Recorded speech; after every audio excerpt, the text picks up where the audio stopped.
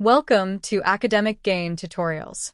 In this video, we will discuss the differences between planning and controlling, two of the most important functions of management. Planning helps organizations decide what needs to be done in the future, whereas controlling ensures that actual performance matches the planned objectives. Understanding the relationship between planning and controlling helps managers achieve organizational goals efficiently and effectively. Number 1. Planning is deciding in advance what to do, how to do it, when to do it, and who will do it, whereas controlling ensures that actual performance conforms to the planned objectives. Number 2. Planning is goal-oriented and future-focused, whereas controlling is result-oriented and focuses on present and past performance. Number 3. Planning is performed before actions are taken, whereas controlling is carried out during and after the execution of activities. Number 4. Planning is considered the primary function of management, whereas controlling is a supporting function that follows planning. Number 5.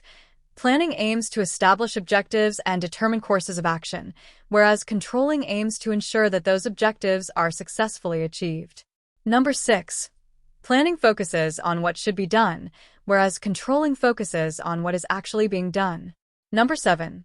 Planning follows a proactive and positive approach, whereas controlling follows a corrective approach by identifying and fixing deviations. Number 8. Planning is generally flexible and can be modified according to changing conditions, whereas controlling is relatively less flexible because it follows established standards. Number 9. Planning has a broad scope covering the entire organization, whereas controlling has a narrower scope focused on monitoring specific activities and results.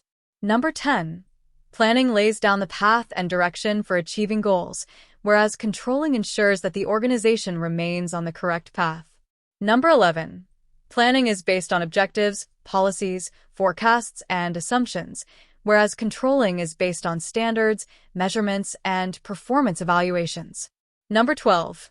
Planning uses tools such as forecasting, budgeting, scheduling, and SWOT analysis, whereas controlling uses tools such as performance measurement, variance analysis, comparison, and feedback systems. Number 13.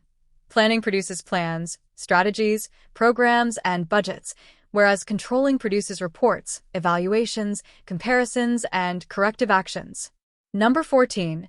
Planning is mainly the responsibility of top and middle-level managers, whereas controlling involves managers at all levels of the organization. Number 15.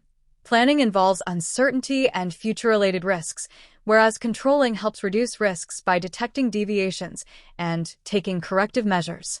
To summarize, planning decides where the organization wants to go and how it will get there, whereas controlling ensures that the organization stays on track and achieves its intended goals. Both functions are interdependent and essential for effective management and long-term organizational success.